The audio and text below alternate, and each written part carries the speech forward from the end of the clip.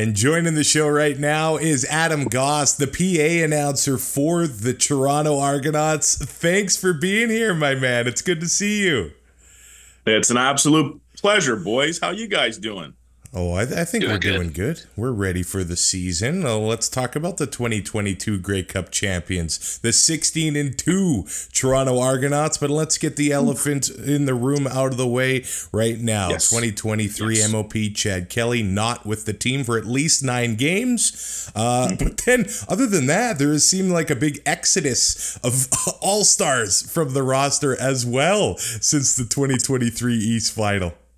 Such is the price of fame, my man. When you're a record-setting 16-2. And by the way, the Argos earned their best statistical season on record in their 150th anniversary season.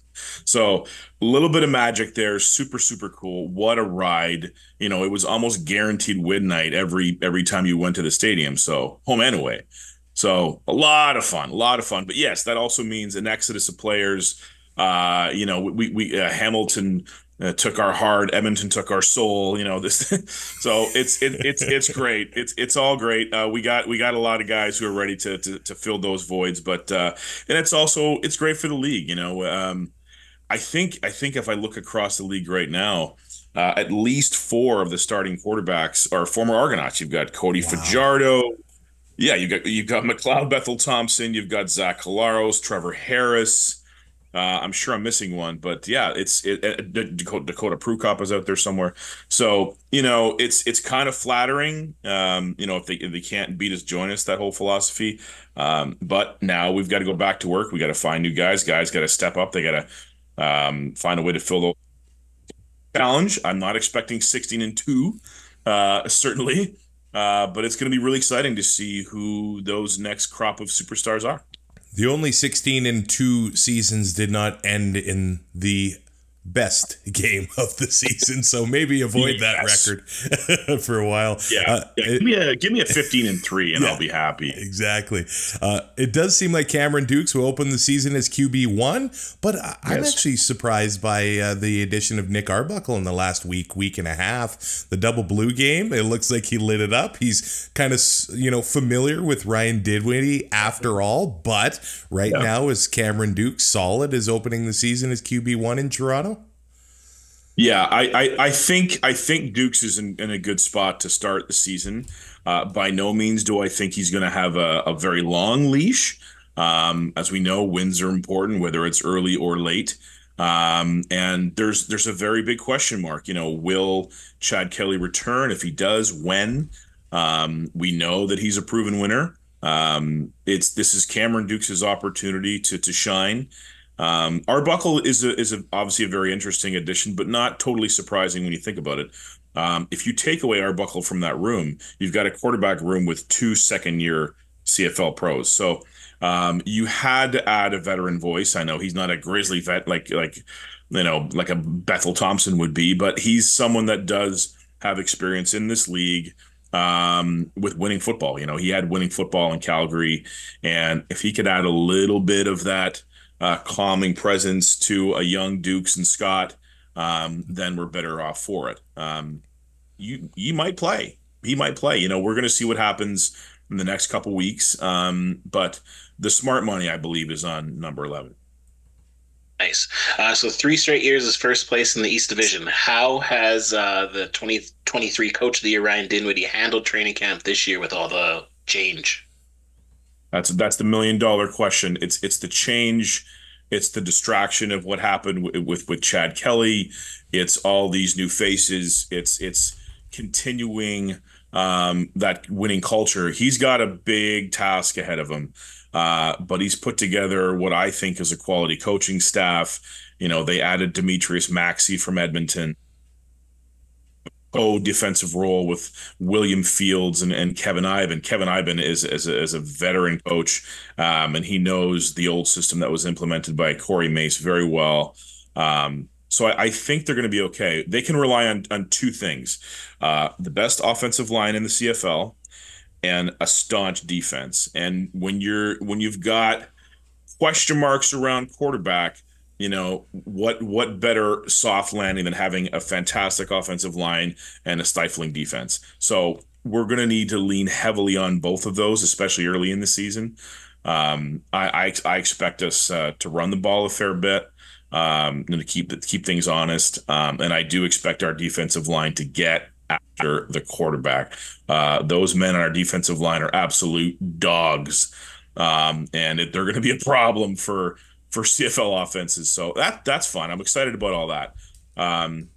But yeah, he's going to have to find some way to generate offense.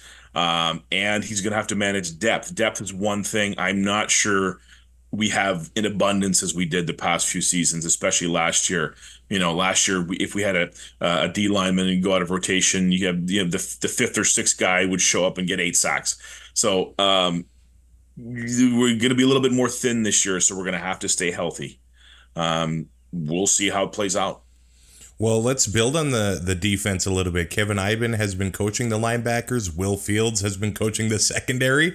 But joining forces this season, co-defensive coordinators, that's kind of an interesting move. How's that dynamic been? Question. Very unique. They do have a wonderful relationship, so I don't expect any real friction there.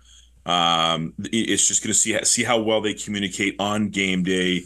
I expect Coach Fields to be in the booth and Iben on the sideline. So can they react quickly? They're going to have to pivot and make adjustments. We'll see how that goes. Corey's system seemed to be pretty fluid. There's going to be some changes. Obviously, you don't want to be predictable, so there's going to be some changes. I'm excited to see what type of defense they roll out. Will they stay with that aggressive, in-your-face blitzing style? Will they have a lot of disguised blitzes? Will they get the secondary involved? There's going to be some young defensive backs. So, how do they factor in? So it's, again, there's some question marks, but I love to see it. I'm a big Kevin Iben guy. I've been a fan of his since he was a player, and I'm excited to see what he can do with this role. Yeah, keeping in the defense, we got Flo, we got Oakman, we got Serezna, McManus, Adeleke. Like, this defense still has a lot of impact players, and it's still going to be a problem. Absolutely. Yeah, Quincy Moje from BC. Yeah. Absolutely. There's some real players on this D. They got to stay healthy for sure. But I don't expect a ton of drop off from our starting unit year over year. Some of our Argos staffers have gone so far as to say this defense is better. At least they've in training camp. Wow. I will reserve judgment until until the live bullets start flying. But that's a promising endorsement. Yeah, no doubt. But I do have to ask, last year there was times when, the playoffs were clinched and the game was clinched. So a lot of depth guys got into games and they got a lot of valuable playing time. That's probably pretty big to start off this season with a lot of the vets finding paychecks elsewhere. 100%. And this is one of the reasons why there's a little bit of a breath of we're not panicking around the thought of starting Cameron Dukes, because we wrapped up the division so early last season. Dukes had a lot of playing time down the stretch. We walked into a very nasty environment in Winnipeg, and he came off guns a-blazes, scoring drives on his 2 first drives, and he left in the fourth quarter with a lead, and a game that Winnipeg needed. So, he showed a lot of moxie down the stretch. He played some good football. He can move. But yeah, guys like Cameron Dukes got a lot of opportunities, with such a run of success. And those guys will be better for it this year too. Yeah, so let's talk about the other little elephant in the room here, running backs. We kind of got your boy, so it's going to look a little different there. But you still have depth there with Kadeem Carey, especially when he's healthy. So what do you think is going to be the situation there, and how's he been looking in camp? Yeah. First of all, I expect an increase, or can I expect an increase in mullets in the province of Saskatchewan, if that's at all possible? I don't know if it is possible, actually. We love AJ to pieces. Our hearts broke when he left, but my goodness, he's in a great place. He's gonna I know he's absolutely adored by that fan base already, and you're gonna love him. Yeah, absolutely. Wave that proudly. He's going to bring a lot of energy, and he's going to connect with a lot of fans. That man is very accessible. I know that we love our athletes in the CFL for their accessibility, but his door always seems to be open for fans, and that's hard to find. But back in Toronto, Kadeem Carey, yes, love that signing. You had to have it. We needed a veteran back. Our next two guys are relatively young. Dan Adeboboye is in his third or fourth year. I think he's primed for more reps, but it looks like in training camp that Carey still has the lion's share of the duties. Beyond that is Deonta McMahon. Now, when you're looking at someone like Deonta McMahon, I think that fits two holes. We have a kick return and punt return position to fill. Javon Leake having departed for Edmonton, so we need a returner. McMahon is one of those who's been in the rotation in camp and returns. So if you dress McMahon, then you could have a running back two as well as your returners. Adeboboye has been an ace on special teams, and he's a Canadian, so obviously he's gives you racial flexibility. I like Dan, another guy who showed flashes of brilliance last year when thrust into the lineup. He had a monster game in Saskatchewan. Sorry, Sheldon. Oh, I remember it well. Yeah. And then of course he got hurt. So he might still be, there might still be some caution about him recovering from his injury enough that he's not getting the reps in camp right now. That could change in the next week or two. But we'll see. If Kadeem Carey can stay healthy, because there have been some durability questions, then I don't see much of a drop off. I guess a bigger question is, can he catch the football? I don't know how much he was expected to do that in Calgary, but in this offense, I do expect a little more check downs, screens, flats, things like that. So he might be busier than we expect. Yeah. So let's go to receivers. So we have Rashad Bailey, who is a nice pickup for you guys, as well as draft pick Kevin Mittal joining the likes of DeMonte Coxey and DeVaris Daniels. Who are some other pass catchers that we should be looking out for?